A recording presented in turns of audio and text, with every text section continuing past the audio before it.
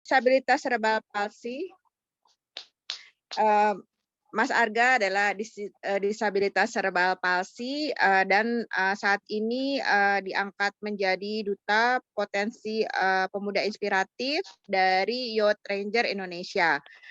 Saat ini, Mas Arga sedang, menempuh pendidikan di Universitas Terbuka Fakultas Teknik Informatika. Namun, kita doakan, semoga kendala dari Mas Arga, segera berlalu dapat bergabung dengan kita. Kemudian narasumber kita yang ketiga ini adalah, Bapak, Maruli Siregar. Beliau adalah orang tua dari Prima, remaja disabilitas dan, saat ini tentu, Bapak Siregar, dengan, perkenan Tuhan ya, dan menggerakkan Bapak untuk dapat sharing perihal, Prima. Kita sama-sama berdiskusi dan sharing perihal, bagaimana penanganan, disabilitas CP. Baik Ibu Bapak, kita langsung, sampaikan waktu dan tempat kepada narasumber pertama, yaitu Bapak Jerry Novaro Sumual untuk dapat menyampaikan ihwal cerebral palsy. Terima kasih. Silakan Pak Jerry. Oke, terima kasih. Tuh, ini kita open cam dulu deh. Ya. Ya.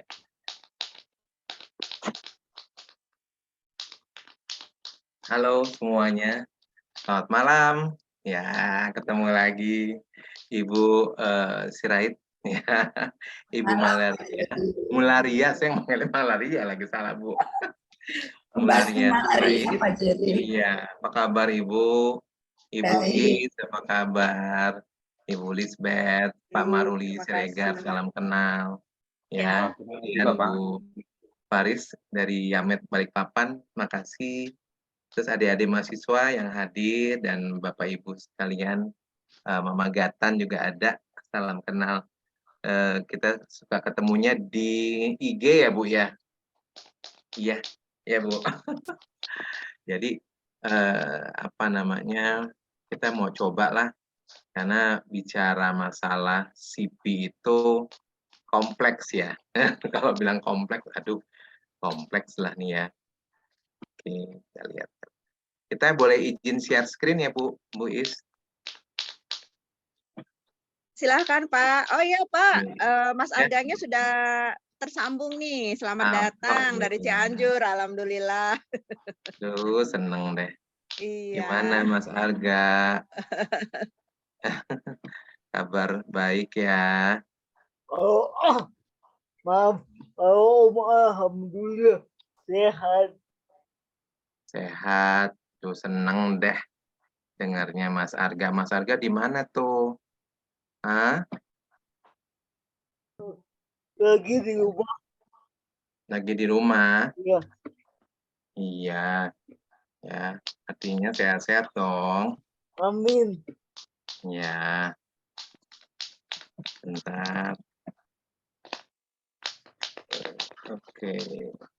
Ini saya mencoba apa namanya, hal-hal yang mungkin bisa kita apa namanya, pelajari bersama. Ini maaf ini agak lemot di sini. Sinyalnya juga lagi kurang oke. Ya. Ini kita siap. Ya. Oke.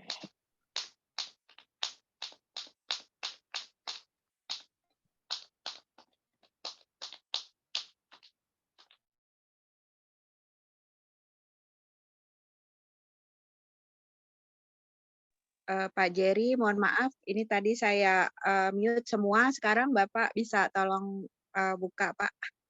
Terima kasih. Siap. Tadi dengar ada apa ya tadi ya? Saya dengar. Oh, nggak apa-apa. Apa ya? Oke. Ini yang awal kita diskusi Iya betul aja Pak ya. Jerry, iya betul. Secara umum UMKM, waduh saya mau masukin nih, wah. Tapi tadi berpikir ada apa enggak materi, tapi saya siapin deh. Terima Sudah muncul, kasih. Bapak Ibu sudah muncul ya? Sudah Ini muncul, bagus secara Pak, terima umum kasih. dengan gambar ya. Tuh. Oke, di sini sudah ada beberapa hal yang mungkin kalau Pak Maruli dan Ibu siapa tadi itu sudah sudah mulai tahu atau sudah tahulah putra-putrinya mungkin kalau bicara cerebral palsy karena ini juga apa ya namanya, kalau di dunia disabilitas itu kita masih belum terekspos secara nyata kalau saya boleh bilang gitu ya. Artinya di sini bicara masalah cerebral palsy pasti bicaranya adalah bicara tentang masalah di otak gitu ya. Nah, contohnya di sini sudah terlihat gambarannya karena masalah di otak itu kompleks sekali ya. Kalau bicara selesai dari hospital, mungkin kita tidak akan bisa lepas dari hospital, artinya tetap perlu adanya pendampingan, perlu adanya pengecekan ya, pemeriksaan secara rutin. Tadi saya juga dengar tadi kayak ada mungkin gatan atau yang lainnya juga mengalami gangguan pada electrical kalau kita bilangnya di otak yang menyebabkan bisa menyebabkan epilepsi seperti itu ya.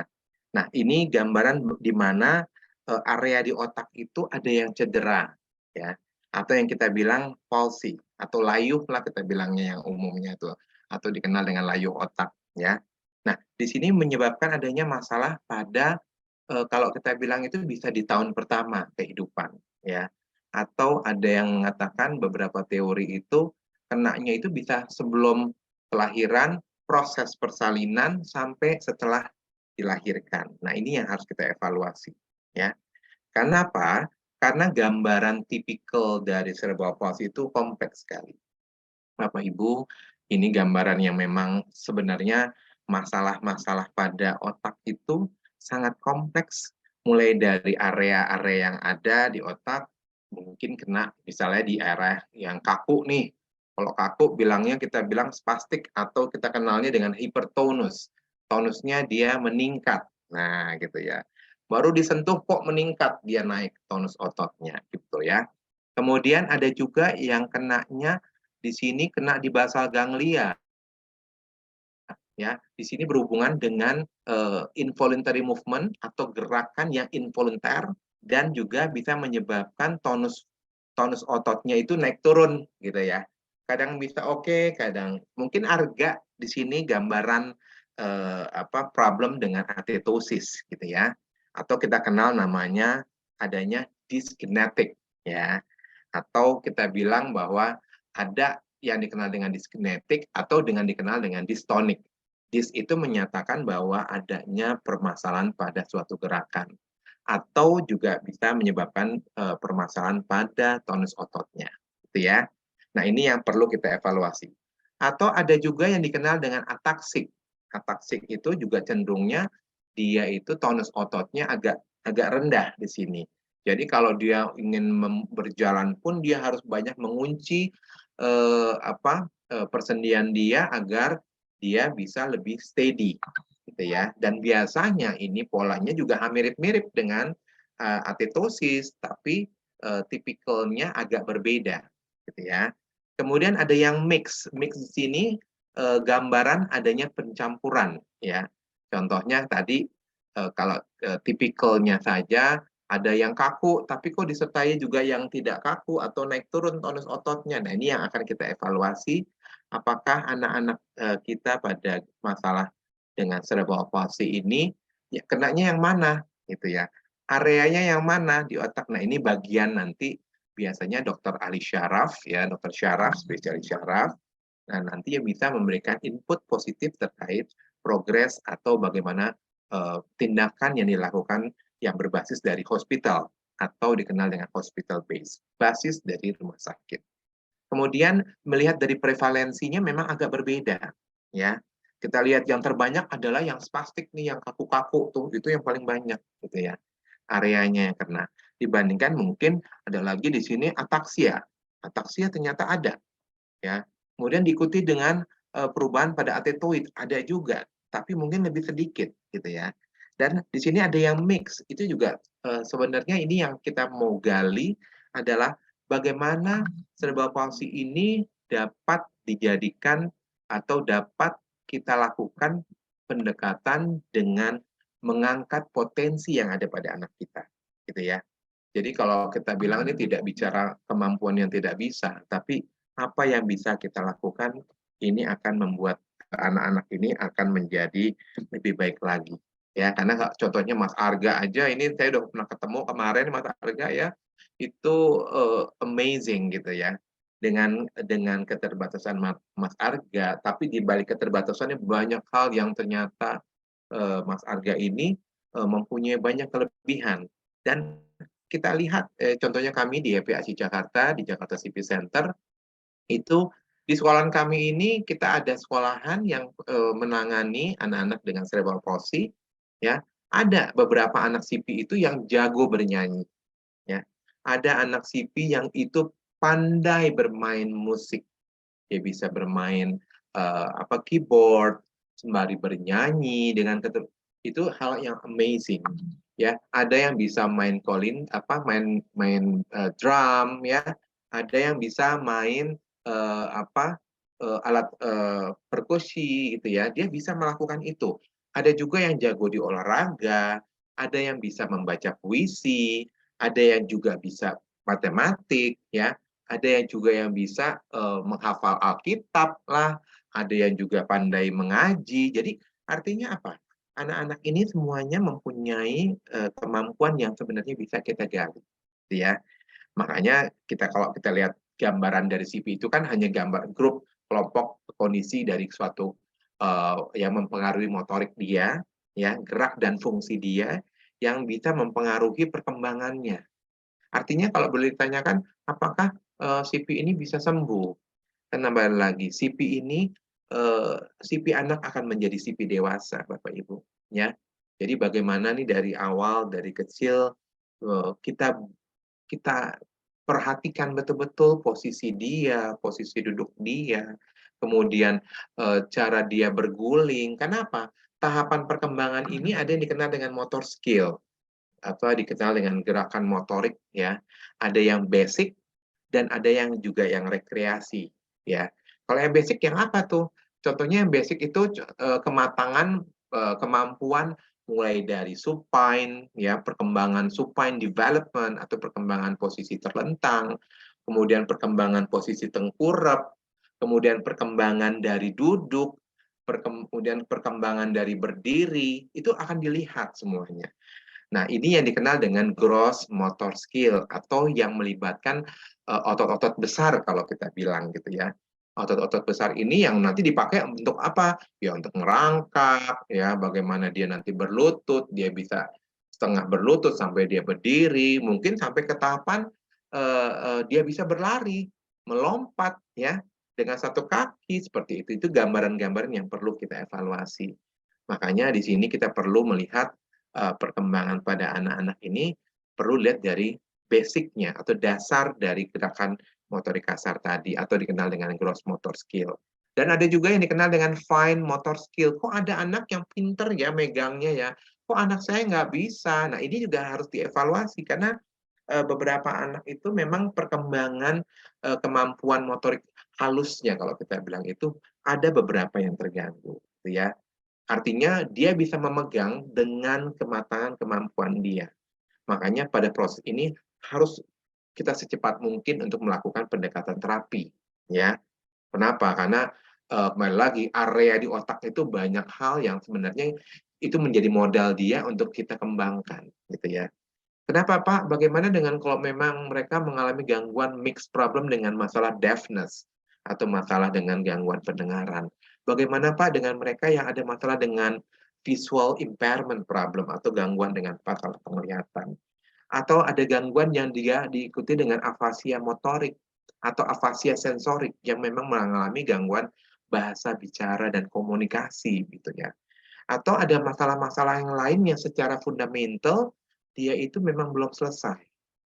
Nah, makanya that's why kita masuk di sini untuk bicara menangani CP itu harus interprofessional collaboration. kolaborasi dari beberapa interprofesi. Kita nggak bisa menjadi seorang yang Superman untuk menangani satu anak sipil cuma sendirian, nggak bisa. Kita mesti melibatkan profesi-profesi lain gitu ya. Mulai dari ada dokter ya, ada mungkin di situ ada fisioterapis, ada okupasi terapis, ada terapis bicara, ada juga ortotik prostetik di situ, kemudian ada psikologi di situ, kemudian ada juga apa namanya kita kenal dengan PLB, pendidikan luar biasa di situ, ya, atau ada juga dietitian, ahli gizi di situ, kemudian ada juga ahli untuk pencernaan di situ, ya. Kemudian ada juga yang berhubungan dengan social worker, ya, karena itu juga perlu menjadi satu tim dan lain-lain yang berhubungan dengan yang bisa membantu untuk anak-anak dengan gangguan atau problem dengan cerebral palsy, ya. Nah, ini yang harus kita pikirkan. Kemudian yang kedua adalah tadi yang basic itu, yang pertama tadi adalah gross motor skill dan fine motor skill, yang kedua adalah recreational, rekreasi. Jadi artinya apa? Anak-anak di sini, anak dengan cerebral palsy itu juga mempunyai kesempatan dia untuk bermain. Karena konsep recreational adalah playing, gitu ya, bermain. Jadi bagaimana caranya dia berguling, dia merayap, merangkak, ya, bagaimana dia bisa melakukan gerakan-gerakan yang apa ya, eksklusif, biarkan dia bergerak, gitu ya. Kenapa? Karena konsep tumbuh kembang atau optimalisasi tumbuh kembang adalah movement. Jadi jangan terlalu banyak dia di-isolated. Jangan dibuat mereka itu tidak bisa banyak bergerak. Tapi Pak, bagaimana pertanyaannya kalau anak ini kebanyakan bergerak, Pak? Lihat, gerakannya muncul karena apa? Gitu ya. Karena pasti ada yang men-trigger. Contohnya Mas Arga. Mas Arga itu ada gerakan-gerakan yang secara ekspresif, secara reseptif bisa muncul, ya. Tapi ada sisi di mana dia bisa calm down, gitu ya. Nah, artinya dia tidak bisa secara apa ya, pendekatan itu secara cepat tuh nggak bisa. Kenapa? Dia akan sedikit agak meningkatkan fluctuating tonus dia. Tonus otot dia akan naik turun. Karena apa? Dia ingin mencoba untuk memberikan meng-calm down gitu ya. Beda dengan Gatat gitu ya. Beda dengan tadi anak bunda dari Mama Lisbeth tadi dan lain-lain. Itu artinya apa? Ini tiap anak-anak ini mempunyai ciri khas yang berbeda-beda gitu ya. Nah, disinilah kita mencoba menggunakan basic treatment modalitas yang ada, yaitu kalau kita bilang namanya fisioterapi atau physical therapy kita bilang itu ya. Kalau di sini kan karena domain gerakan dan fungsi itu ada 4 sebenarnya. Yang pertama adalah restoration, bagaimana kita bisa memulihkan gitu ya. Kemudian yang kedua adalah adaptation, mengadaptasikan ya. Apakah perlu ada beberapa hal yang perlu kita adaptasikan pada saat kita melakukan pendekatan pada anak dengan cerebral palsy. Kemudian yang ketiga adalah preventive, memprevent ya, mencegah agar tidak menjadi yang kita dikenal adalah deformity, menjadi kelainan-kelainan bentuk atau kita bilang menyebabkan anak menjadi lebih buruk kondisinya, ya. Karena anak-anak dengan cerebral palsy itu rentan sekali terjadinya komorbid gitu ya, atau masalah-masalah dengan deformitas. Yang umum biasanya deformitasnya adalah bisa disebabkan karena tidak stabilnya sendi gitu ya. Contohnya dislokasi pada sendi ya. Kemudian terjadi juga subluxasi, jadi kadang keluar, kadang masuk, kadang keluar, atau dislok tadi yang keluar yang susah masuk lagi, ya. Atau juga disertai dengan masalah tulang belakang, menjadi skoliosis, ya, kiposis, ya.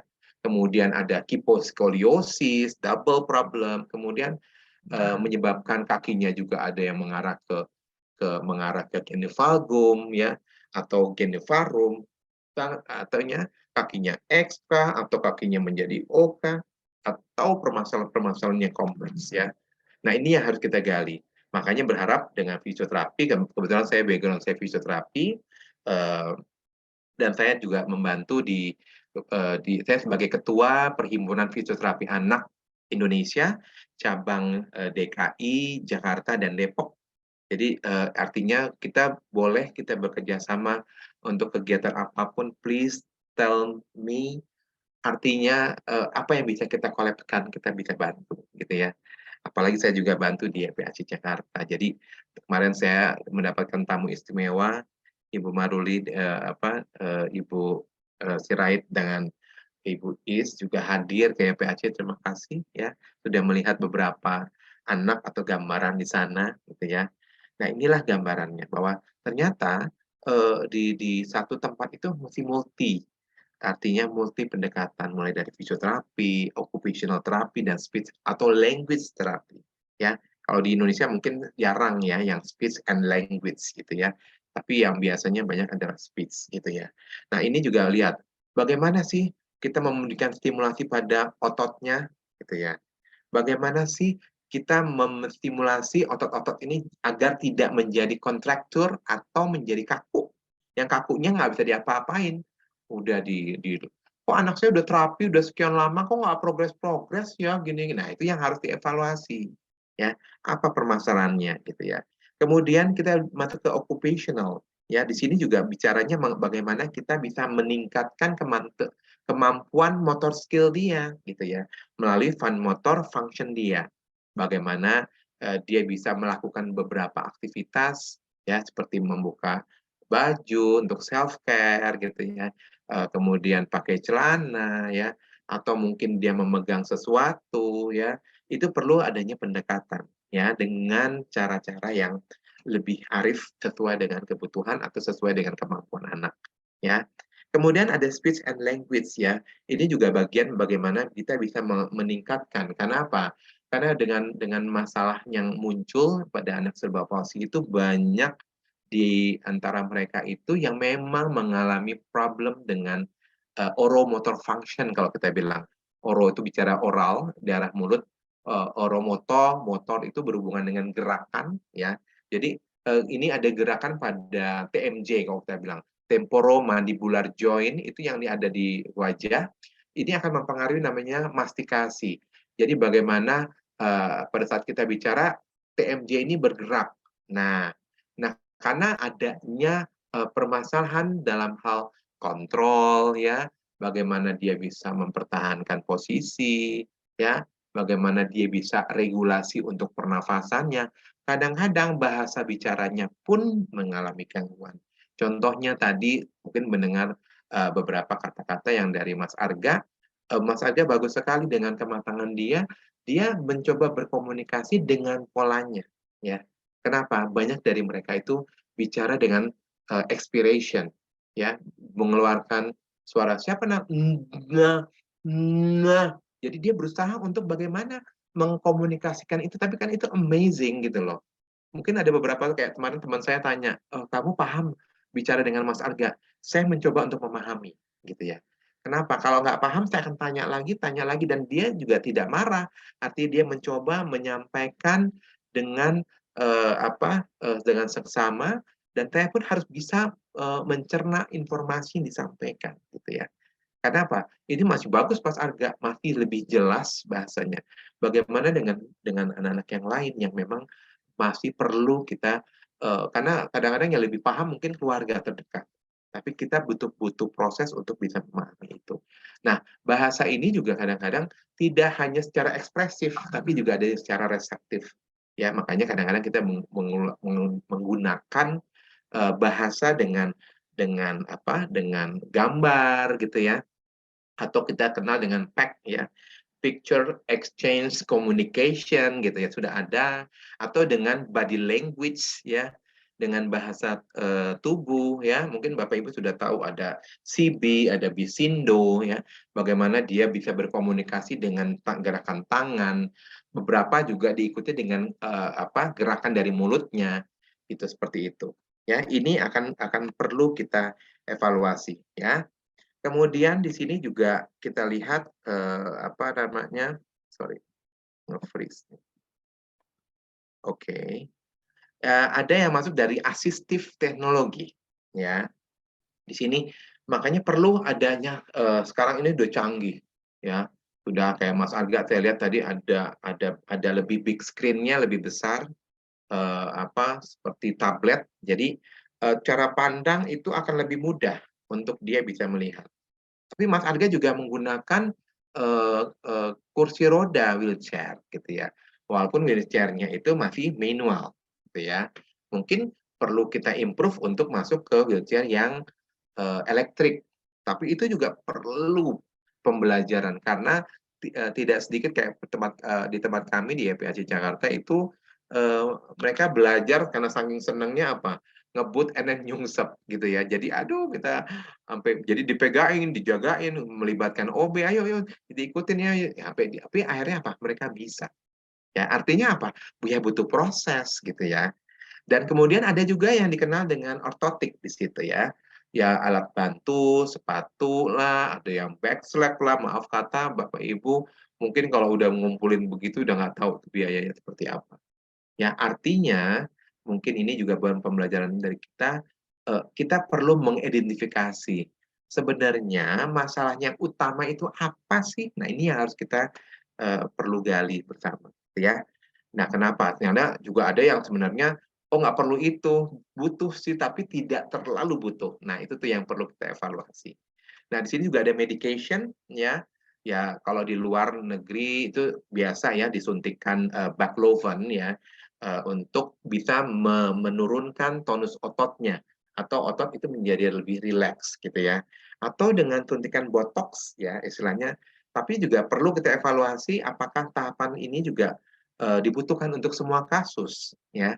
Itu juga harus Bapak Ibu harus terus menggali mencari tahu apakah dibutuhkan apa ya tindakan-tindakan seperti ini karena di Indonesia tindakan seperti ini memang belum termasuk yang kita anggap murah ya atau mungkin bagian yang perlu yang bagian yang memang bisa didapatkan secara gratis gitu ya.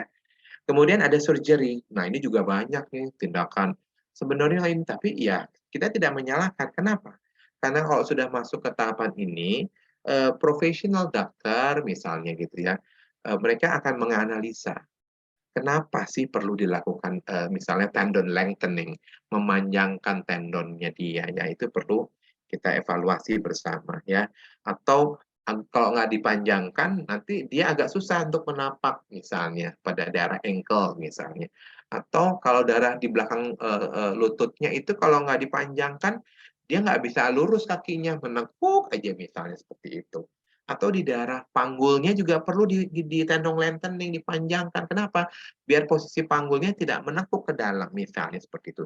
Tapi memang perlu kembali lagi harus didampingi, harus dibarengi dengan pendekatan terapi, fisioterapi, okupasi terapi, terapi bicara, gitu ya. Plus mungkin kita menggunakan asistif teknologi. Nah ini yang juga perlu kita evaluasi. Kalau melihat motor skill secara umum mungkin ini gambaran yang umumnya lah pada anak gitu ya. Artinya kita bisa tahu bahwa anak kita ini oh masih di tahapan ini gitu ya. Tapi ya oke lah gitu ya. Misalnya bagaimana kalau dia tidak bisa berjalan? Ya kita arahkan dia bisa nggak merayap ya untuk dia transferring, untuk dia pindah tempat. Nah, ini yang perlu diajarkan gitu loh. Kalau beberapa negara maju biasanya mereka bisa menggunakan skateboard atau bisa menggunakan apa namanya alat-alat penunjang yang lain yang difungsikan atau diadaptasikan dengan kebutuhan anaknya gitu ya. Tapi kadang-kadang kembali lagi ini bisa juga apa namanya anak ini bisa jatuh, anak ini bisa tergelincir, kadang-kadang mungkin terkeseleo gitu ya. Ada juga beberapa yang sampai menyebabkan fraktur. Nah, itu makanya perlu adanya pendampingan ya. Jadi ini yang perlu kita evaluasi. Kenapa? Karena menurut sistem klasifikasi fungsi motorik pada cerebral palsy ya rentang usianya di 6 sampai 12 tahun lah gambarannya. Karena kita berharap anak kita masuk di derajat 1 atau 2 lah ya. Nah, bagaimana dengan klasifikasi sistem yang ada? Nah, kalau anak-anak yang berarti anak saya di 4 sama 5. Nah, ini yang paling banyak nih 4 dan 5 ya. Jadi bagaimana perkembangannya? Untuk masuk ke 3 atau ke 2 itu butuh effort yang besar. Nah, beberapa secara teori malah mengatakan dia tidak akan bisa naik ke level di atasnya, gitu ya.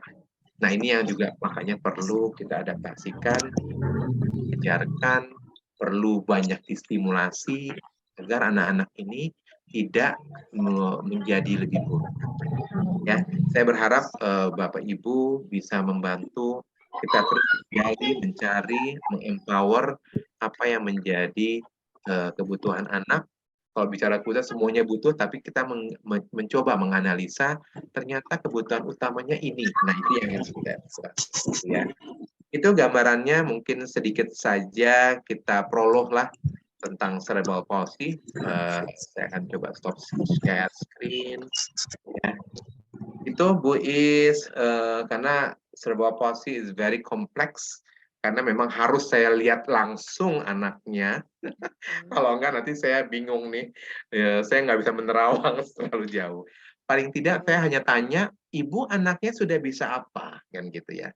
Oh, anak saya sudah bisa merayap. Oh, oke. Karena berarti kematangan kemampuannya dia itu sudah bisa terlihat kalau menurut gross motor functional measurement. Oh, dia sudah di divisi yang B misalnya, atau yang A. Nah, ini kita bisa lihat di situ. Karena divisi ini mulai dari A, B, C, D, E. E itu yang bisa lari, melompat, dan lain-lain. Yang D itu yang sudah bisa jalan. Yang C ini yang sudah bisa duduk, ya. Yang ini mungkin bisa merangkak, ini merayap. Jadi tahapan-tahapan ini harus kita kembangkan. Itu sih gambarannya, Bu Is. Terima kasih. Saya serahkan waktunya. Wow, Pak Jerry, bagus sekali materi Bapak ya, meskipun Bapak sampaikan secara brief saja, namun kami yang awam itu jadi paling tidak ada meletik gitu loh, apa sih cerebral palsy. Dari Pak Jerry kita mendapatkan tentang sedikit informasi tentang CP dan kemudian juga bagaimana kita sebagai orang tua harus aware dari sejak usia bayi. Nah, sekarang kita akan menuju kepada Mas Arga ini. Mas Arga ini adalah duta potensi Mas Arga. Youth Ranger. Kita Pak Jerry, ketemuan kemarin. Pak Jerry udah ketemu. Waalaikumsalam. Pak Jerry udah ketemu juga di Cianjur. Udah ketemu juga di Mari Cianjur ketemuan. Iya. Tahu nggak, Bu? Tahu nggak? Saya tuh ditraktir sama Mas Arga. Iya. Aduh, jadi malu deh Om Jerry deh. Keren. Nggak boleh bayar. Keren. Nggak boleh, aku udah bayar. Ya udah deh. Thank you ya Arga ya. Om Jerry malu. Om Jerry kan bawa rombongan. Iya. Aduh. Amin. Bantuin banyak orang fisioterapi ya. Iya. Kan begini Om Jerry. Betul. Dari bulan apa berarti Om di Cianjur udah beberapa bulan ya. Iya. Soalnya kan ada korban gempa, jadi kebetulan Ikatan Fisioterapi Indonesia kita melakukan bakti sosial ke sana, Bu. Dari awal gempa sampai kemarin itu. Jadi kita terakhir ini adalah tanggal 28 kemarin gitu. Jadi Mas Arga jadi kayak apresiasi bahwa aduh thank you udah dibantuin. Ya Om, jadi Mas seneng aja apalagi ketemu kamu. Iya. Keren. Monggo, Bu. Mas Arga, saya tertarik nih dengan kisah Mas Arga nih Pak Jerry, bahwa Mas Arga itu dididik oleh orang tuanya itu di YPAC Bandung, Pak Jerry. Nah, saya juga tertarik. Bayangkan Pak Jerry, dari Cianjur yang kota kecil tuh, kota Cianjur ke Bandung, beliau hanya didampingi oleh satu pendamping dari kampung untuk kos dekat YPAC Bandung. Namun ternyata hasilnya tidak sia-sia, karena ternyata Mas Arga dengan caranya itu menekuni passion di bidang IT, dan kita bisa lihat ya betapa kerennya Mas Arga itu dapat mengoperasikan komputer dan tertarik dengan digital business nih nampaknya nih. Alhamdulillah, Masya Allah. Ya, begitu kan awalnya dari suatu hambatan menjadi dari suatu alternatif saya belajar menjadi suatu hobi yang ditekuni gitu. Jadi pendidikannya Mas Arga itu adalah Fakultas Teknik Informatika di UT Universitas Terbuka, selaras ya dengan passion-nya juga ya Mas Arga ya. Iya, cukup selaras.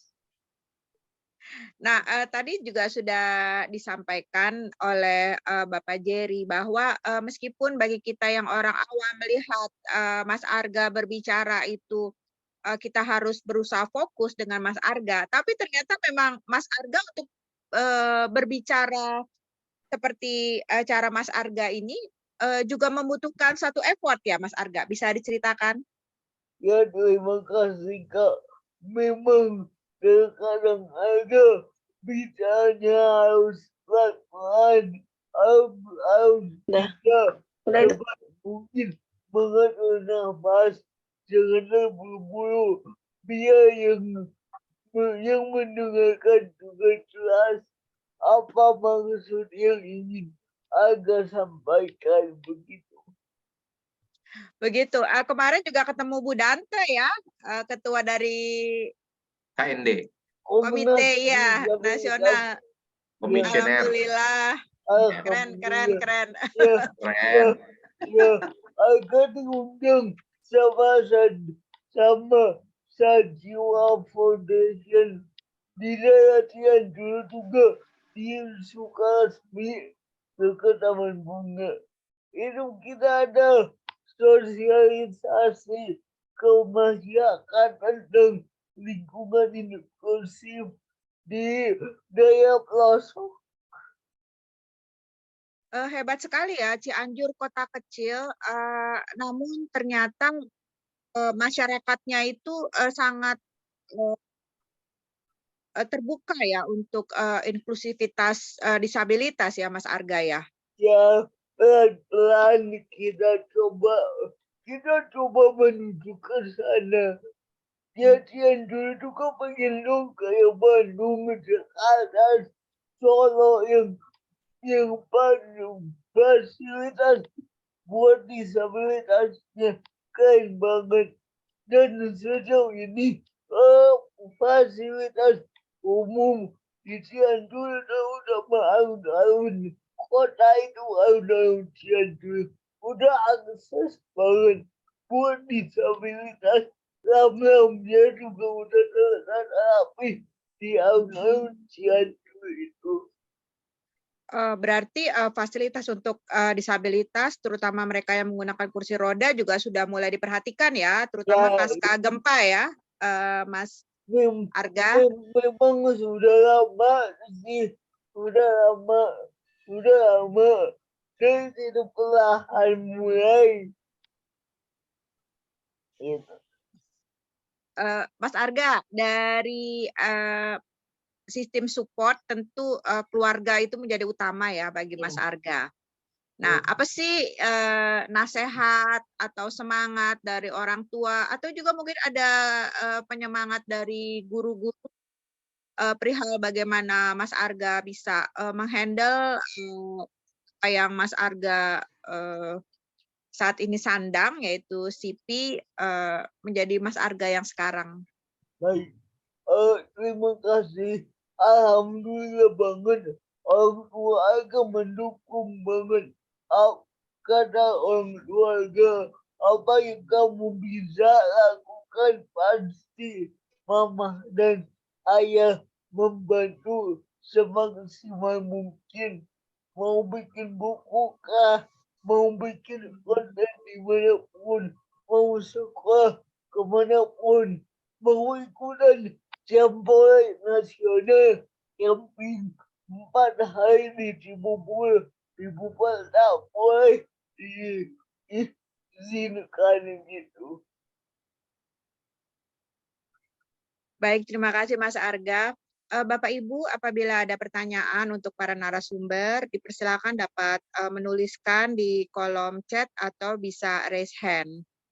Mas Arga sangat menginspirasi dan saya berharap kedepannya akan semakin banyak pemuda-pemuda dengan cerebral palsy yang terus memiliki harapan dan dapat mencapai passion yang dia cita-citakan. Nanti kita ngobrol lagi ya Mas Arga ya. Amin. Iya, iya. Amin.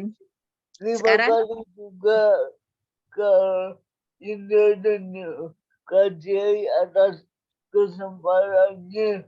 Pokoknya semangat buat kita. Bagaimana caranya kita memberikan keadilan buat teman-teman di cerebral palsy dalam semua bidang kesehatan pendidikan harus bisa diakses dengan baik. Iya, pastinya dong. Sip. Jangan lupa Bapak Ibu dapat ikuti YouTube dari Mas Daden Arga ya di Daden Arga dan kemudian Di kolom YouTube. chat ya? Iya Di kolom betul. chat ya, Bu? Oh iya baik. Dan Masukin juga ini nih, dan juga YouTube-nya YPAC CP Jakarta ya untuk mendapatkan banyak hal perihal bagaimana menangani disabilitas kita. Baik, nanti sebentar saya tuliskan di kolom chat YouTube YPAC Jakarta, CP Center dan juga Mas Daden Arga. Baik. Iya, gimana? Untuk YouTube Arga, boleh nggak Arga share link channelnya? Oh iya, boleh dong. Ya. Boleh dong, silakan. Ya, baik. Sampai ya. Sebentar ya, Kak. Iya, terima kasih banyak loh.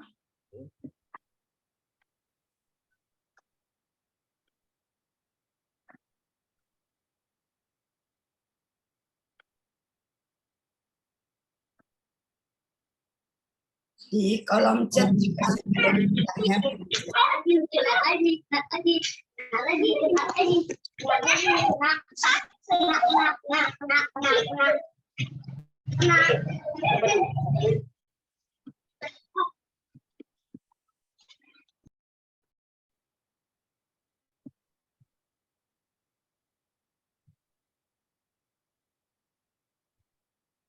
Sabar Ibu Bapak, kita menunggu link yang akan disampaikan oleh Mas Arga. Oh iya Kak, sambil berjalan Anda boleh sambil berjalan jangan menghambat acaranya. Oh ya, baik Mas Arga sambil berjalan ya. Nanti sewaktu-waktu sudah masuk linknya informasikan saja ya. Iya, iya Kak, iya. Baik, terima kasih Mas Arga. Baik, kita lanjut kepada narasumber ketiga kita, yaitu Bapak Siregar, ayah dari Prima, seorang remaja disabilitas CP juga, yang saat ini berkenan untuk sharing perihal bagaimana beliau dan keluarga menangani Prima, dan sekiranya kita saling bisa berdiskusi untuk saling membantu. Silakan Bapak Siregar.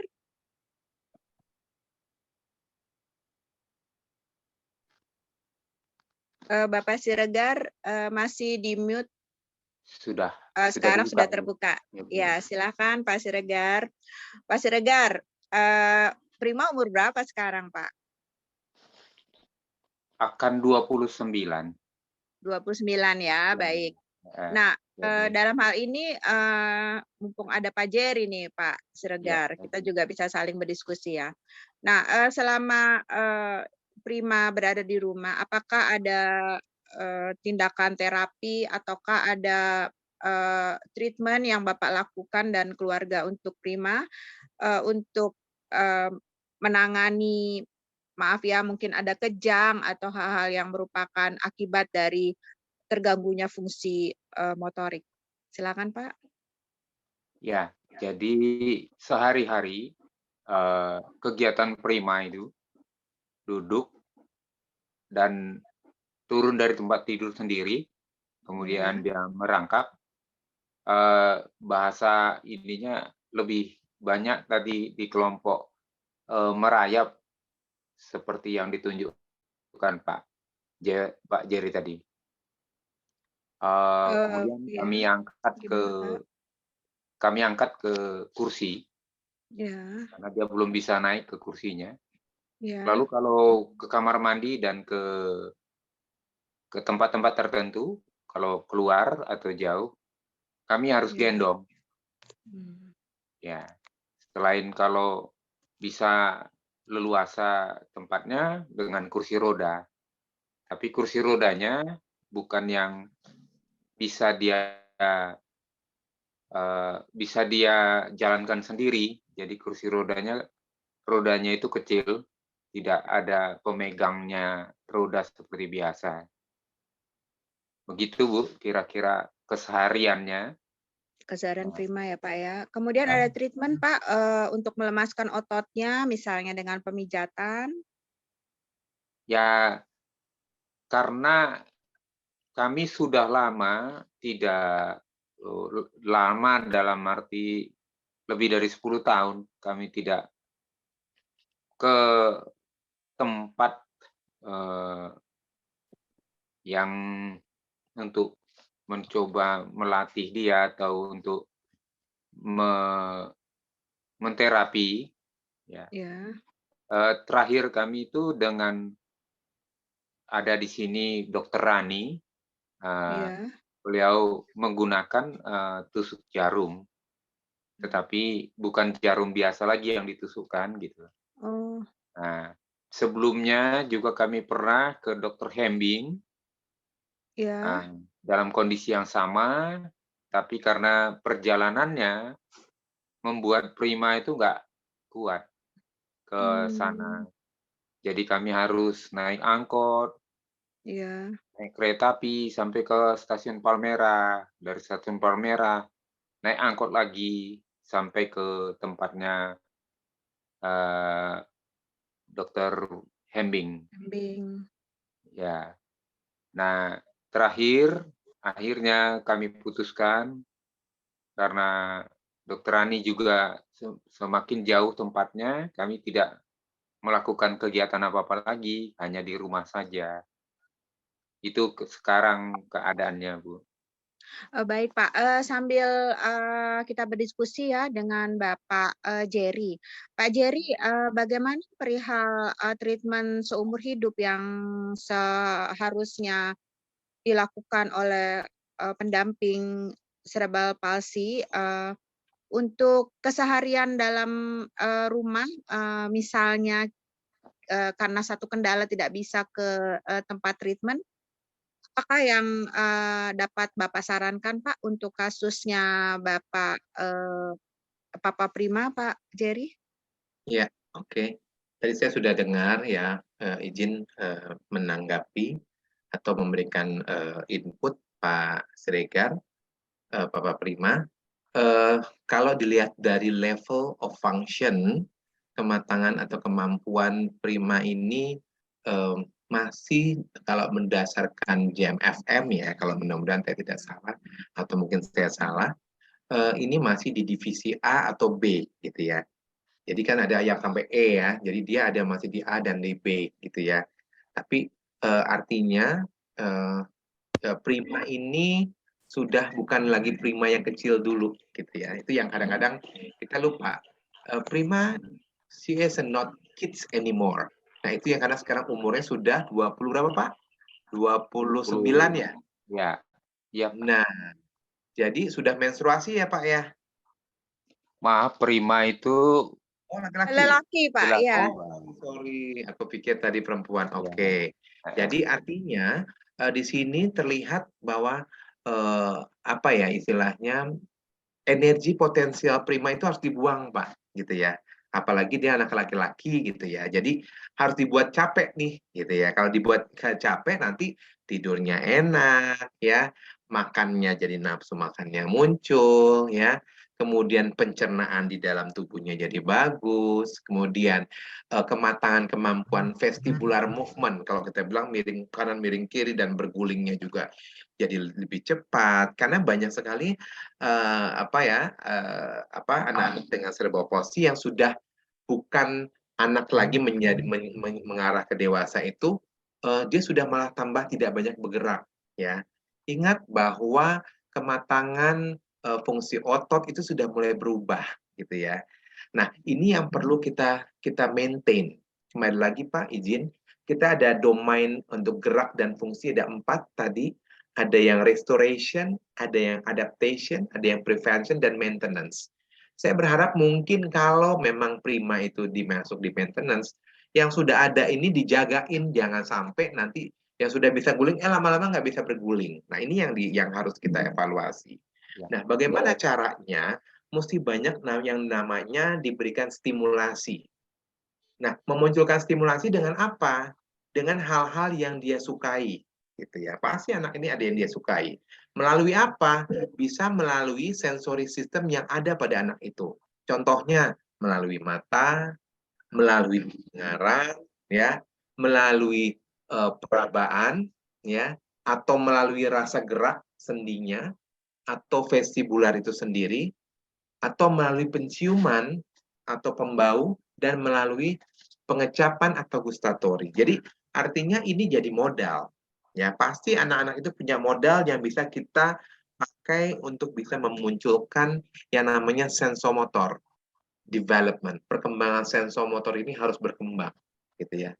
Kenapa? Kalau Prima ini, kalau saya lihat ini kematangannya mungkin masih yang di primary sensory. Artinya perlu kita tingkatkan agar body awareness-nya meningkat. Kalau body awareness-nya sudah meningkat, baru meningkatnya adalah body movement, baru dia mau bergerak, gitu ya. Kalau dia tidak mau bergerak, dia tidak akan masuk ke body function, tidak bisa memposisikan bagaimana melakukan suatu gerakan tadi yang berfungsi, ya. Apalagi sampai di atasnya adalah body activities, sampai masuk ke aktivitas. Kalau Mas Arga sudah masuk ke di aktivitas, walaupun belum completely, gitu ya. Artinya kalau bicara kematangan kemampuan, dia sudah di level body function, dia sudah bisa memfungsikan tangannya untuk main pad, ininya untuk ini. Tapi mungkin untuk aktivitas apa yang dia bisa lakukan? Oh, dia udah banyak ternyata sudah bisa berpartisipasi. Seperti halnya hari ini dia sudah bisa berpartisipasi. Pada saat dia kuliah dia sudah bisa berpartisipasi. Nah, ini yang saya anggap perlu di-empower. Memang yang masuk di sini adalah kalau dilihat kematangan kemampuan untuk sosial, emosional, kognitif, dan intelektual, nah ini yang kadang-kadang yang bisa membedakan Bu Is.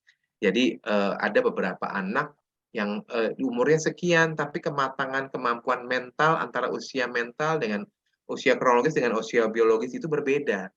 Ya, jadi kematangannya masih di bawah usianya. Nah, ini yang kadang-kadang kita perlu melihat kematangan anak ini di level mana sih, gitu ya. Contohnya untuk ada beberapa kasus ya pada anak cerebral palsy, ada yang kita ajakin kayak Mas Arga, saya nyanyiin po ame-ame dia akan tertawa. Kenapa? Karena Mas Arga paham. Tapi ada juga mungkin anak-anak dengan cerebral palsy yang seusia Mas Arga, seusia Prima, pada saat dinyanyikan po ame-ame dia tertawa, dia bahagia, dia senang, mungkin dia ikut main untuk tepuk misalnya gitu. Artinya apa? Perlu banyak pendekatan learning by watching, belajar dengan melihat, learning by listening. Perlu ada stimulasi dengan suara atau bunyi-bunyian atau mungkin irama atau music. Nah, kadang ada juga dengan learning by activating. Harus dia bisa melakukan, nggak apa-apa. Habis lama sih anaknya, biarin saya angkat aja deh. Lama, ya is okay. Hargai prosesnya gitu loh. Tapi kembali lagi, saya dengar Bapak tadi angkat-angkat, hati-hati Bapak, Pak Maruli, ini Bapak juga sudah masuk usianya, sudah mau masuk ke senior, jadi jaga jangan sampai sakit pinggang. Nah, itu juga perlu pakai korset pada saat mengangkat atau mengangkut Prima, hati-hati ya. Kemudian learning by doing, banyak mau melakukan gitu. Nah, itu dengan begitu anak ini akan berproses gitu ya. Contohnya di sini ada Bunda Sastri ya, dia tapi kebetulan dia bukan penyandang cerebral palsy tapi dia Down syndrome. Tapi dengan kematangan dia, dengan kesabarannya, dia bisa menari. Walaupun ya mungkin kalau bicara menari dia bisa mengikuti, tapi untuk masuk ke prestasi perlu dievaluasi. Tapi yang penting apa? Dia mau dulu. Tapi kok dia bisa kok perform? Kemarin saya undang di acaranya Ikatan Fisioterapi Indonesia pada saat temu ilmiah tahunan, dia menari di panggung sana. Amazing, semua orang melihat, oh iya bisa ya gitu loh. Dan itu yang saya mau munculkan kenapa? Agar semua profesi memahami ini anak-anak ini anak-anak hebat gitu loh. Jadi jangan melihat dari sisi yang lainnya, tapi lihatlah dia sebagai anak yang bisa tampil, yang mempunyai kesempatan. Biarlah mereka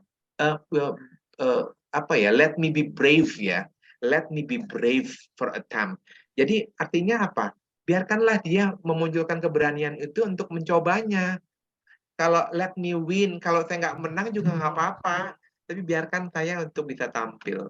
Jadi artinya perlu banyak stimulasi ya. Melalui apa? Yang paling utama Pak untuk Prima adalah stimulasi untuk roll over, berguling Pak. Guling kanan, guling kiri, karena itu bisa membantu menstimulasi dia punya brain dia. Khususnya adalah corpus callosum. Kalau corpus callosum itu atau kita kenal namanya midbrain atau otak tengah. Karena jangan sampai dia dominan hanya menggunakan otak kanannya atau otak kirinya. Keduanya harus disinkronisasi dengan cara mungkin yang lebih mudah adalah outputnya adalah roll over, berguling. Ya, itu sih yang paling mudah Pak yang bisa saya sampaikan gitu. Terima kasih Pak Jerry. Sama-sama Pak. Suatu waktu Bapak ada pertanyaan lagi Pak, silakan Pak Siregar nih. Ya, saya kepada Bapak Jerry. Mohon izin kepada Pak Jerry. Suatu waktu kami akan usahakan untuk bawa Prima ke YPAC. Aduh, dengan senang hati.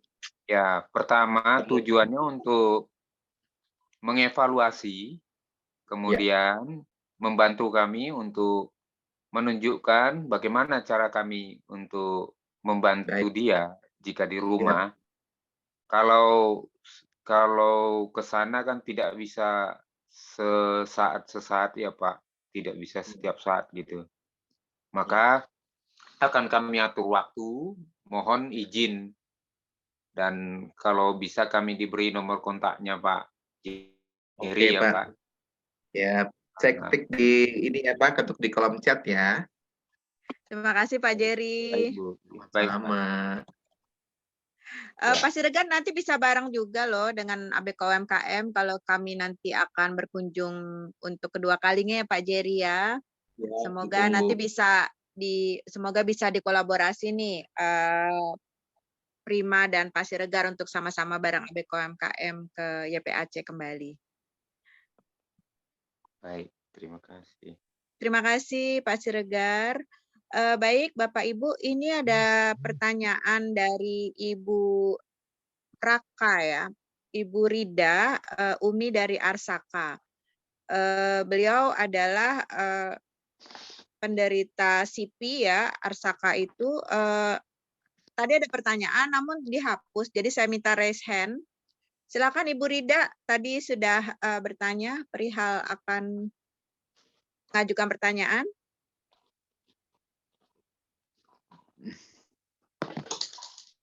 Halo Ibu Rida.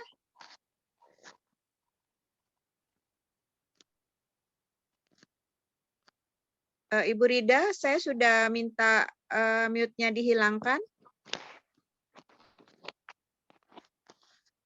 Baik, sambil menunggu Ibu Rida menyiapkan pertanyaan, kita kembali ke Mas Arga. Mas Arga, linknya sudah bisa untuk di-share?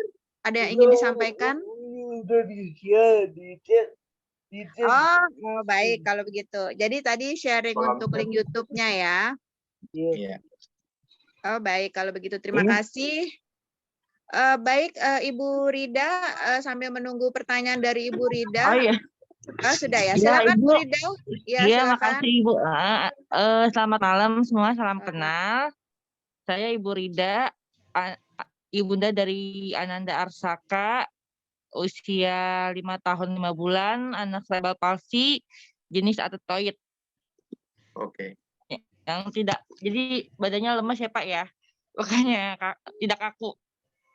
Iya. Apa ya, cara mengatasi gerakan-gerakan di luar kesadaran dia tuh seperti gimana, apa ya Pak ya, yang suka tiba-tiba mukul, gerakan-gerakan di luar logisnya, di luar kesadarannya kalau menurut saya ya, yang seperti suka jedot-jedotin kepala ke tembok atau apa kayak gitu, tangannya bergerak mukulin apa gitu Pak. Iya.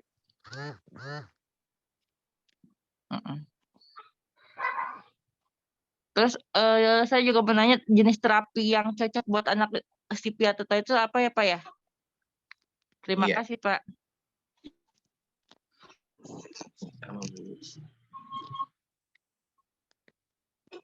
Terima kasih Ibu Rida. Silakan Pak Jerry bila berkenan menjawab. Ya, terima kasih Bu Rida.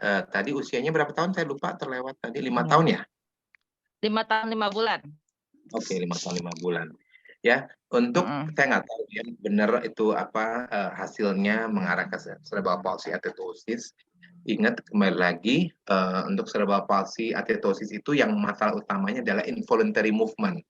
Jadi ada gerakan yang involuntar, gitu ya.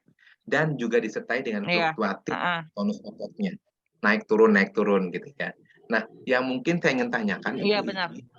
apakah anak ini ada fase di mana dia tenang, tidak bergerak? Jarang, mungkin kalau tidur aja. Oh oke. Tidur pun masih gerak Bu ya? Ada iya, gerakannya? Kadang tidur pun juga suka ya gerakan-gerakan. Nah, kalau menurut saya ini kemungkinan dia masuk kategorinya adalah dyskinetic ya. Karena dyskinetic itu ada 2 jenis Bu. Yang pertama adalah yang dikenal dengan choreoatetosis. Choreoatetosis itu istilahnya dia bergerak, dia mau apa dia ada gerakan, dia apa mau gerak gitu ya. Yang kedua itu ada yang dikenal dengan pure atetosis gitu ya. Nah, ini yang memang yang membedakan adalah ritme dari suatu gerakannya. Ya, biasanya kalau yang choreoatetosis kita kenal namanya dancing atetosis. Jadi dengan dia kayak seperti orang menari. Kemudian yang pure atetosis biasanya terlihat dari area wajah, Bu, ya. Yang kita kenal namanya distal part. Jadi mouth, tongue. Jadi kalau mulut atau lidah ya, atau wajah atau jari-jari atau jari-jari kaki juga kelihatan itu akan bergerak gitu ya. Dan ini mungkin gambaran dyskinetic, ini gambarannya Mas Arga ya, kalau saya lihat ini mengarah ke situ. Jadi Mas Arga itu gambarannya seperti lebih ke pure atetosis yang saya lihat kemarin pada saat ketemu gitu ya. Nah, bagaimana cara pendekatannya? Kita sebelum masuk pendekatannya Bu, itu yang perlu Ibu pahami adalah problematik umumnya pada atetosis. Yang pertama adalah emotional problem. Jadi problem dari emosi itu yang dominan Bu, utama tuh Bu. Ya. Jadi artinya nih kalau happy is very happy, kalau ngomong bisa agak kenceng gitu loh Bu, maksudnya gitu loh. Sama kemarin juga Mas Arga pada saat saya bilang enggak Om jadi mau bayar, langsung Mas Arga berubah wajahnya, dia langsung nggak bisa aku gitu. Jadi ini gambaran emotional problem yang terjadi pada anak-anak pada problematik umum pada anak-anak dengan atetosis ya. Kemudian juga disertai dengan adanya hipersensitif Bu pada perabaan ya. Khususnya juga masalah koordinasi mata, tangan juga itu juga jadi masalah. Yang perlu kita jaga itu adalah buat dia tenang. Gitu. Jadi Ibu kalau mau ngomong sama dia Bu jangan meledak-meledak Bu. Udah semakin stres nanti dia gitu ya. Calm down, bikin dia tenang gitu ya. Kalau buka pintu, tutup pintu, jangan jedar begitu. Lompat Bu mereka langsung begitu Bu gitu ya. Mungkin bisa tanya Mas Arga gitu ya. Seperti itu ya. Dan diusahakan ada apa ya kalau kita bilang bisa juga kursi atau mungkin alat khusus itu untuk membuat midline tubuhnya itu terjaga Bu. Itu ya. Khususnya masalah stabilitas kepala, leher dan tulang belakang itu harus kita jaga. Kalau dia agak miring sedikit aja badannya Ibu, langsung seperti kayak orang mau jatuh Bu. Begitu lagi, muncul lagi, gerak lagi, muncul lagi, gerak seperti itu. Jadi artinya apa?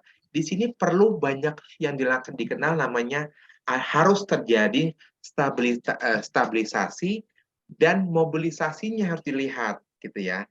Nah, kalau Mas Arga saya yakin dia sudah bisa untuk masuk ke mobilisasi gitu ya. Kenapa? Karena Mas Arga sudah bisa menstabilkan tubuhnya.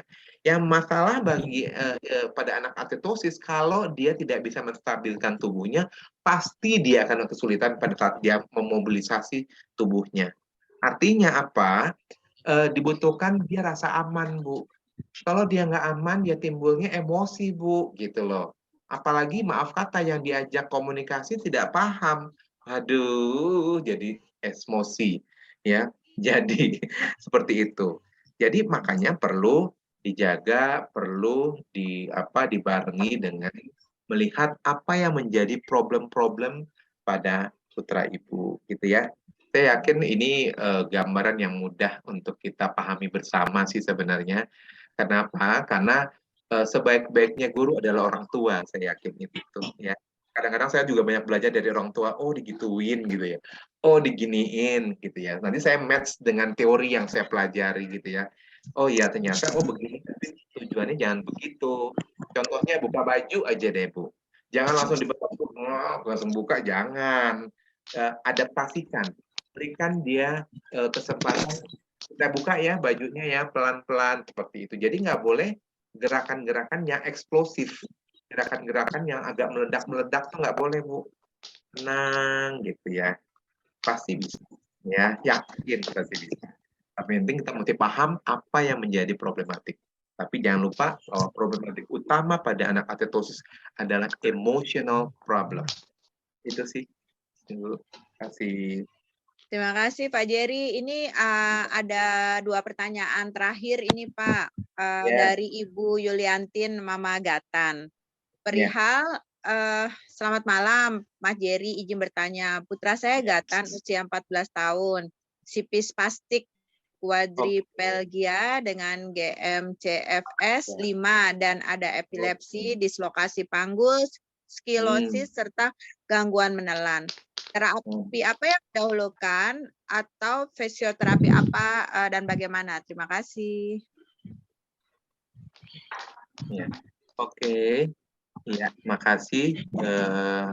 Saya melihat tadi di sini masalah dengan sipispastik quadriplegia. Ya. Kalau bicara quadriplegia itu, kalau di otak itu kenanya di area keempat area di tubuh kita, ya. Tapi jangan lupa Bu, kembali lagi, problematik yang secara umum pada pasien sipispastik quadriplegia itu, yang pertama adalah masalah pernafasan yang perlu dijaga, ya. Itu yang penting. Yang kedua, itu biasanya disertai dengan menurunnya level kesadaran. Artinya kalau kita bilang low arousal. Jadi apa ya, istilahnya dia tuh dibilang ngeh, kadang-kadang nggak ngeh gitu loh Bu. Jadi itu yang perlu dievaluasi. Ya. Yang ketiga itu yang mempengaruhi adalah gerakan-gerakannya itu cenderung kurang terstimulasi, menyebabkan hipertonus keempat ekstremitas tubuhnya atau seluruh tubuhnya yang kaku, ya. Dan disertai adanya ekstrim dari tubuhnya tubuh, kadang-kadang polanya lebih menggunting. Kenapa? Karena dia punya skema tubuhnya juga rendah gitu loh. Dia juga punya body awareness-nya nggak ngeh dengan tubuhnya juga kena gitu ya. Makanya ini yang perlu dievaluasi gitu ya. Jadi kalau membuka pakai celana, buka celana, pakai baju pun juga sama. Dia ada tipikalnya itu yang mengarah ke menekukin tubuhnya, ada juga tipikal yang menjauhi tubuhnya. Atau kadang-kadang bisa terjadi perubahan yang sangat-sangat signifikan. Contohnya bagian atasnya cenderung mengarah ke belakang, tapi bawahnya mengarahnya ke kayak seperti menekuk, seperti itu. Atau kita bilang mixed problem yang bisa mempengaruhi pada anak dengan cerebral palsy, khususnya yang typical quadriplegia. Apalagi yang sudah Ibu sampaikan adalah GMFM atau GMFCS-nya, levelnya level 5, Bu. Level 5 itu kategorinya no self mobility. Dia tidak banyak bisa menggerakkan kakinya, badannya, tangannya, dan lain-lain kalau tidak ada bantuan dari kita. Ya. Nah, ini makanya that's why untuk anak-anak seperti ini kita maintain, Bu. Apa yang perlu di-maintain? Jaga dia punya pernafasannya atau fungsi kondisi umum dia dijagain, ya. Izin Ibu, saya boleh tanya, pupnya seminggu berapa kali putranya? Kenapa, Pak? Izin, putranya kalau pup itu rutin atau berapa kali dalam seminggu? Rutin, Pak, setiap hari, Pak. Oh, bagus, alhamdulillah gitu ya. Makannya gimana? Makannya halus atau pakai sonde? Makannya di blender, Pak, dihalus, Pak. Pakai sonde? Pakai, Pak, pakai sonde. Oh, pakai sonde. Alhamdulillah. Jadi masih dijaga ya. Jadi dijagain. Kemudian kalau minum juga pakai sonde atau dibantu distimulasi? Kalau minum pakai ini lewat oral, tapi kadang sedikit. Kalau banyak ini tersedak, Pak, kalau minum air putih, Pak. Ya, betul. Hati-hati ya. Kembali lagi, Bu, izin memberikan gambaran pada anak-anak dengan problem yang seperti anak Ibu atau putra Ibu. Beberapa dari mereka itu masalah utamanya yaitu salah satunya ada yang fungsi-fungsi dasar di tubuh dia atau kita kenal dengan sistem sensorinya dia itu terganggu, Bu. Ya. Ya makanya cenderung dia ke atas begini. Akhirnya apa? Di sini ada yang ada di jalan makan atau jalan nafas itu ada klepnya tuh, Bu. Ya. Nah, itu diatur di otak tuh yang dikenal atau yang menjadi hal penting yang kena di nervus vagus, ya. Nah, di situ ada refleks namanya refleks glotis, Bu. Nah, kalau kita pada saat saya ngomong misalnya, itu yang untuk makannya tertutup, Bu, gitu lah ya. Atau kalau saat saya mau menang atau mau itu yang jalan nafasnya tertutup, Bu. Tapi kita bisa nggak terjadi batuk? Bisa, Bu. Contohnya kayak minumnya kadang-kadang kita lagi minum tiba-tiba ada yang lucu, kita ketawa, akhirnya kita batuk. Kita batuk seperti itu. Kenapa? Karena refleks kita bagus, Bu. Refleks untuk batuk kita ada. Nah, anak-anak ini juga perlu distimulasi untuk memunculkan refleks tersebut, Bu. Ya. Kenapa? Kalau bahaya, kalau begitu bisa menyebabkan kejang, ya. Sampai ekstrimnya bisa menyebabkan apa? Pass away, ya. Bisa bahaya, Bu, sampai ke sana. Makanya harus hati-hati pegang pasien-pasien di level 5 ini, ya. Makanya jangan dicek terus, saturasi oksigennya dicek, ya. Kontrolnya rutin Ibu ke rumah sakit, ada gangguan nggak? Ya, misalnya gitu, mungkin 6 bulan sekali, gitu ya. Dilihat pupnya bagus nggak, pipisnya oke nggak, gitu ya. Kulit-kulitnya ada gangguan nggak? Kadang-kadang saking kakunya itu suka ada ruam-ruamnya, Bu, gitu. Itu perlu dijagain ya. Kalau Dekubitus ya, Pak, ya? apa? Bisa menyebabkan dekubitus. Itu kan kendalanya dekubitus ya. Nah, itu dia berarti dia kelamaan di satu posisi tuh, harusnya nggak boleh gitu ya. Iya. Makanya perlu dibantu yang sama dengan tadi, perlu dibantu untuk miring kanan, miring kiri, Bu. Itu gampang, saya bisa ngajarin. Kalau itu saya bilang itu mudah diberikan gitu ya. Artinya mumpung kita masih bisa melakukan sesuatu gitu ya. Kenapa? Karena dia butuh bantuan itu. Dia pengen miring tapi kan nggak ada yang membantu mengarahkan, akhirnya dia jadi stuck dengan satu sisi. Kenapa? Karena ada tulang-tulang yang sudah mulai menonjol, Bu, yang mendekati dengan kulitnya. That's why dengan terlalu lamanya tulang itu mendapatkan tekanan, akhirnya lama-lama daerah situ tidak sirkulasi darahnya tidak bagus. Akhirnya bisa menyebabkan luka. Luka itu bisa meluas, melebar. Diameternya sudah berapa, Bu, lukanya? Enggak, kalau Gata mah nggak ada luka, Pak. Alhamdulillah, Pak. Aduh, syukur deh. Jangan sampai ada luka ya, Bu. Dijagain. Iya, jangan sampai. Cuman ini pernah dengar itu teman gitu yang seperti Gatot usianya kondisi kayak Gatot tuh ada dekubitus gitu, Pak, di tulang ekornya. Nah, tuh. Ada namanya dekubitus mats. Jadi ada matras khusus untuk dekubitus, Bu, yang dipakai listrik, nanti dia pompanya akan jalan sendiri, Bu, naik turun gitu. Iya. Ya, jadi pompanya itulah membantu biar anak ini tidak bisa guling-guling, tapi dengan pengaruh pompa tadi bisa membantu untuk pumping untuk sirkulasi di tubuhnya. Itu sih, Bu. Jadi yang penting sekali Ibu perlu menggunakan adaptif ya. Artinya perlu kursi roda khusus ya, yang memang sesuai agar kakinya tidak menjepit ya, tulang punggungnya tidak bengkok, ada kontrolnya, ada tahanannya ya, ada juga tahanan buat kepalanya dan bahunya agar dia nyaman, dia juga pengen duduk gitu loh. Seperti itu. Ya Bu Oh, ya. iya, iya. Eh, Iya, iya, Pak. Ya insya Allah bisa lebih baik lagi gitu ya. Makanya Amin. pendekatannya perlu distimulasi semua tubuhnya. Digerakin mulai dari jari-jari, pergelangan tangan, pergelangan di atas tangan, semuanya perlu distimulasi. Ya Bu ya, itu aja. Terima kasih. Iya, iya. Pak Makasih, Pak Pak. Jerry, terima kasih banyak. Ibu, Mama Sama. Gatan, terima kasih. Ini ada satu pertanyaan dari Bu Lisbeth Boleh. yang saya jadikan satu dengan Bu Hana. Ini terakhir pertanyaan, Pak. Ya. Yaitu pertanyaan Bu Lisbeth, bagaimana Pak Jerry cara menstimulasi anak sipi, perempuan ya, anak dari Bu Lisbeth itu cantik, supaya dia bisa memahami, karena anak saya ini tidak paham aktivitas atau instruksi yang kami berikan.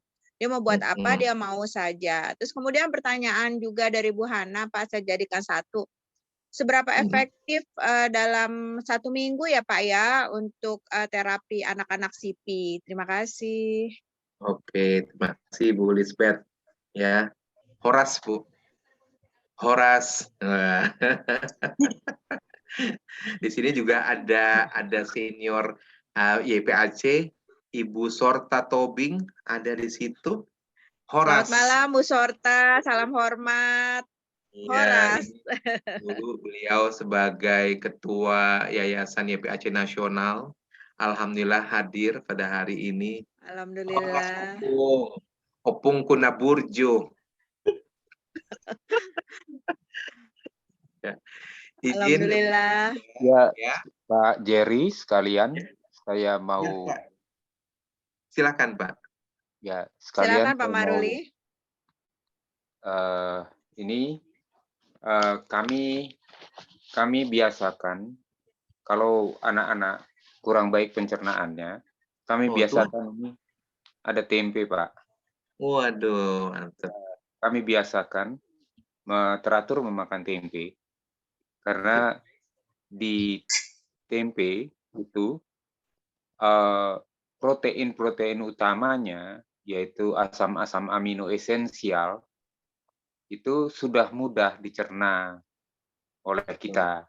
Jadi anak-anak kita yang terganggu biasanya pencernaannya Pak. Maka kami kasih Prima itu sejak bayi untuk tambahan makanan tambahannya kami tambahkan tempe di dalam menu makanannya. Nah, sekarang juga lebih sering kami makan dengan tidak usah diolah lagi atau tidak dimasak lagi. Karena tempe itu sudah yang perlu itu sebenarnya jamurnya itu, Pak. Untuk pencernaan, ya. Bagus untuk anak-anak kita semua, bahkan untuk kita. Ya. Begitu kira-kira Pak sebagai tambahan. Terima kasih Pak Jerry. Tambahan dari saya, tempenya yang diproduksi oleh Pak Maruli Siregar ini tempe segar ya Pak ya, dan juga tidak masam. Silakan bisa nanti saling kontak. Terima kasih Pak Maruli. Baik, kita teruskan pertanyaan dari Ibu Lisbeth dan juga Ibu Hana. Silakan Pak Jerry. Ya. Jadi Pak Maruli tadi sharing lah katanya ya, bahwa ternyata artinya kita perlu ya lagi ke bahan-bahan yang alami ya, dan kita harus cukup serat ya, itu juga yang bisa membantu anak itu mungkin lebih mudah dalam proses pencernaannya ya, tidak mengalami namanya konstipasi atau sulit atau sembelit lah, atau mengalami gangguan-gangguan pada perutnya ya, yang atau pencernaannya yang bisa mengganggu anak itu menjadi tidak secure. Nah ini tadi gambarannya Ibu Lisbeth, putrinya namanya tadi siapa? Ini ya, siapa namanya? Gisel. Gisel, iya, makasih. Gisel usianya sudah 8,5. 8,5 tahun gitu ya. Nah, kenapa nggak ngerti ini? Nah, nih, untuk tahapan masuk ke mengerti itu ada prosesnya, mah, gitu ya. Apa namanya, proses di mana dia harus bisa memahami yang dasarnya dulu, ya. Artinya gini, untuk masuk ke tahapan pemahaman itu, kalau berdasarkan piramida pembelajaran atau pyramid of learning itu, dia sudah dekat dengan akademik, gitu ya. Tapi kematangan kemampuan atau level of function dari Giselle ini mungkin masih di bawahnya. Artinya Giselle saat ini masih di tahapan antara sensory system yang paling dasar tadi yang berbicara material body awareness dan yang masuk ke sensomotor development atau yang kita kenal namanya body movement. Nah, itu dulu. Jadi kalau Ibu Mama Lisbeth mengatakan bahwa anak ya memang belum di tahapan itu. Belum di tahapan pemahaman. Jadinya kita perlu bisa memahami juga butuh pengulangan yang namanya learning by listening. Harus belajar dengan mendengar, belajar dengan melakukan, itu terus dilakukan. Harapannya apa? Agar masuk ke memori, gitu ya. Nah, kalau dia sudah di memori, berharapnya apa? Tidak lupa lagi, gitu loh ya. Tapi ini anak kok hari ini iya, besok berubah lagi. Hari ini iya, besok berubah lagi. Ya ampun, kadang-kadang kita agak, maaf kata, agak emosi, gitu ya. Tapi kembali lagi, kalau dilihat dari kematangan kemampuannya itu, ini masih belum di tahapan pemahaman. Karena tahapan pemahaman berdasarkan pyramid of learning itu sudah masuk di level namanya perceptual motor development. Persepsinya yang di situ yang kita kembangkan. Kenapa? Karena berhubungan dengan attention center function. Bagaimana informasi yang kita sampaikan dicerna oleh dia, dipahami ya, untuk dia bisa di memori lah minimal gitu ya, bahwa api ini, contohnya api ini panas loh. Tapi anak-anak itu kan tetap aja dia pegang juga tuh api. Tapi ini tuh ada proses. Mungkin kalau kita nggak ngeh, ada dia sakit, dia sakit. Nah, mungkin dari itu akan masuk ke memori gitu ya, bahwa itu yang perlu dia lakukan. Kembali lagi, otot di situ juga dia mempunyai memori. Makanya perlu banyak distimulasi melalui hal-hal yang kecil tadi, ya. Gerakan tubuhnya, miring-miring, baring-baring. Karena saya lihat Giselle kebanyakan hanya duduk aja, gitu ya. Makanya perlu apa? Suruh dia tengkurap, biar gimana caranya dia bangun. Kemudian tengkurapin lagi, mah, biar dia mau bangun lagi.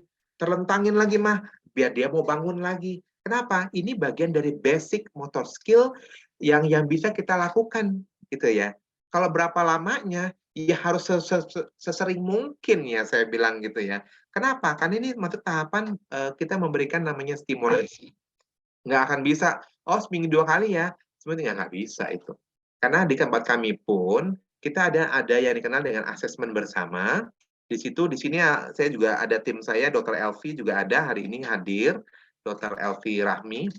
Itu beliau juga salah satu tim saya di asesmen bersama kami di EPAC. Artinya kita harus tahu level of function atau kematangan kemampuan anak kita di level mana nih, gitu ya. Contohnya tadi, kalau si Giselle itu adanya di level sensomotor development, berarti yang perlu dibanyakin adalah apa? Berikan stimulasi untuk body scheme dia, skema tubuh dia harus bagus. Kedua, postur dia harus dalam keadaan secure, ya. Yang ketiga, harus dibentuk, ditingkatkan awareness agar dia ngeh, ya. Misalnya nih, ini dingin pakai icing, atau ini anget pakai air hangat ditempelkan, dia bisa tahu dari situ. Oh iya, gitu ya, distimulasi. Kemudian diarahkan untuk motor planning. Motor planning itu contohnya apa? Ambil bola, ambil.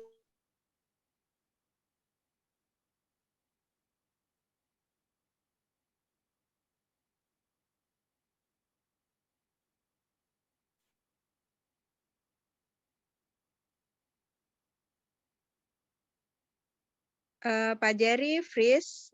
Sambil kita menunggu Pak Jerry selesai bebas freeze, Ibu Bapak. Ini ada pemenang dari door prize yang saya ambil berdasarkan mereka yang memberikan pertanyaan dan memiliki anak dengan cerebral palsy, yaitu pembebasan 1 bulan simpanan wajib dari Koperasi Mikroba BKUMKM kepada Ibu Rida, Ibu Yulianti, dan Ibu Lisbeth. Nanti bisa tolong hubungi saya ya via Japri. Kebetulan Ibu Ketua Koperasi Mikroba, Ibu Mularia Sirait sudah hadir juga, sudah menjadi co-host kami juga. Kami juga mengaturkan terima kasih.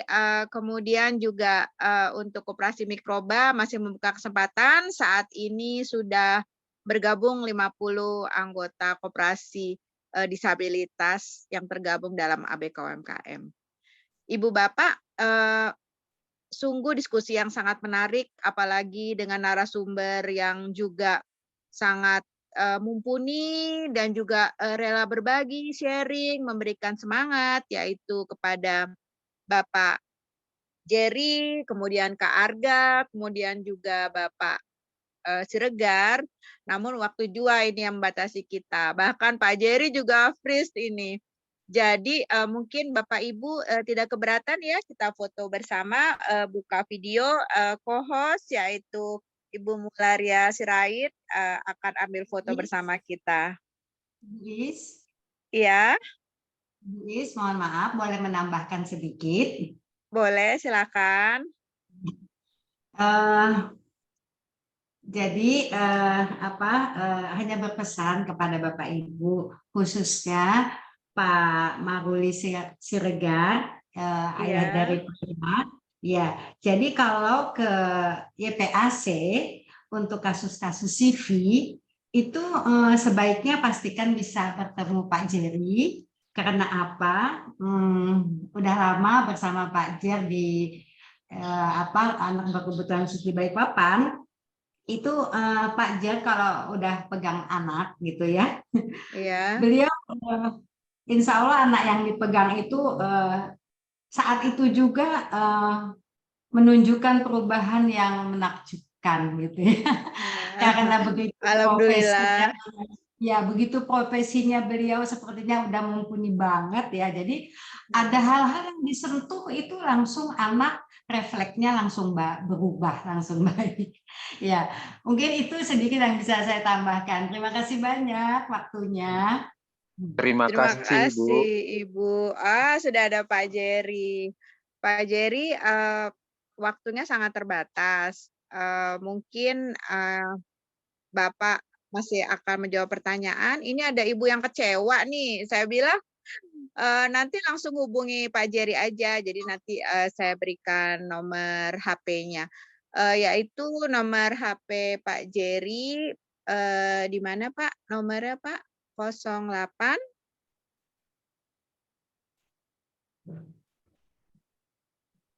Halo. Di kolom nomor chat, Ibu. Di kolom chat tidak tampak di saya. Bisa diulang Pak? Oh ya, 0877 80 80 6333. Ya, karena Ibu ini terlambat datang. Jadi saya ulang ya, 0877 80 80 6333 untuk berkonsultasi ke Pak Jerry YPAC. Baik Ibu Bapak, kita foto, iya freeze ya Pak. Tadi kita foto bersama terlebih dahulu Bapak Ibu untuk dokumentasi. Silakan dapat dibuka dan dibantu oleh Bu Mularia ini untuk foto bersama. Ayo dibuka dulu. Semuanya kelihatan cantik dan gantengnya. Kita ada 2 halaman ya. Jadi tetap Bu. pasang. Terima kasih. Siap.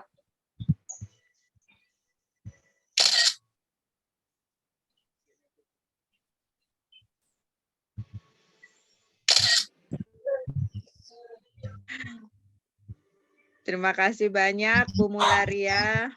Terima kasih buat semuanya.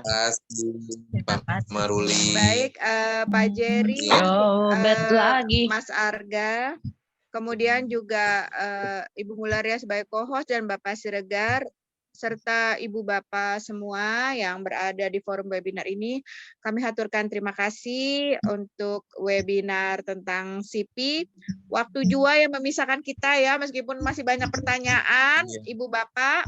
Nanti kita akan buat seminar yang lebih serius nih, langsung dengan Pak Jerry-nya deh di PAC. Pak Jerry, boleh banget. iya. Yang undang Pak Jerry juga ABK UMKM. Benar, udah pasti. Nanti sambil peresmian ya. Ibu Laneke ini dari Lovely Hand ini juga memberikan pesan ya kepada semua, selain untuk agar lebih semangat, juga beliau menyampaikan bahwa putra beliau yaitu Anthony sebelumnya juga adalah CP, namun usia itu ternyata sudah dipanggil Tuhan di usia 20 tahun, makanannya harus di blender, lalu disaring, dan dilatih dengan gigit-gigit silikon, akhirnya bisa makan normal. Nah, ini mungkin pesan ini bisa jadi panduan Ibu Bapak semua. Terima kasih Bu Laneke. Baik Ibu Bapak, sampai jumpa di webinar berikutnya. Terima kasih atas kehadirannya. Selamat malam. Terima kasih. Terima kasih Mas Arga, Pak Jerry, Pak Siregar, Maria. Sehat selalu ya. Waalaikumsalam. Waalaikumsalam warahmatullahi wabarakatuh. Keluarnya